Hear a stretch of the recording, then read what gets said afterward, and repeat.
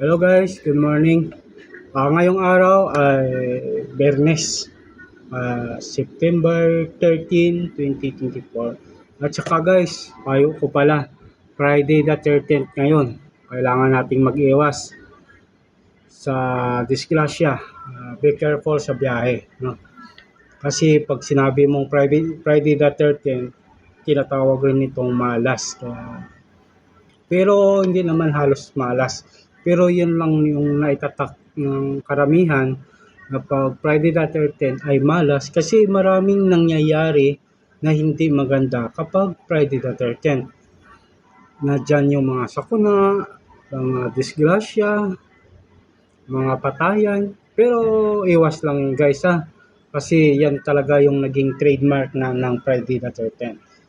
Kaya ingat lang sa biyahe. Kanina yung biyahe ko, punuan. Nakatayo ako, 1 oras. Biyahe ko ngayon, 1 oras at nakatayo ako. At yung guys, yung for today's video is tungkol naman sa trabaho.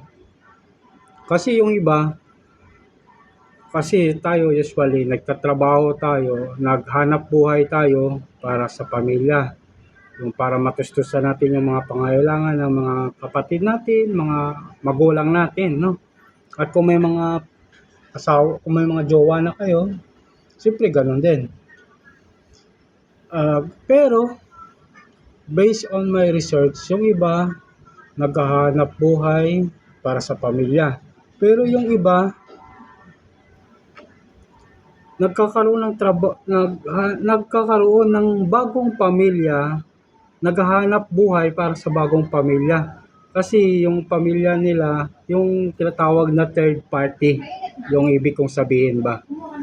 Kaya yung guys, iwasan rin ninyo yung tinatawag na third party o kaya yung kabit, no? Kaya be careful lang. Kaya iwas tayo sa tukso guys, no? Kasi nga may kanta na tukso, layuan mo ako. At isa pang quotation guys tungkol sa trabaho ay work hard, someone's always watching you. Yan yung quotes natin ngayon. Work hard, someone's always watching you. Kasi kapag nagtatrabaho ka ng maayos at yung dedicated ka talaga sa trabaho, is nakikita naman yan ng management o company. Kaya minsan binibigyan ka ng reward o reward sa trabaho.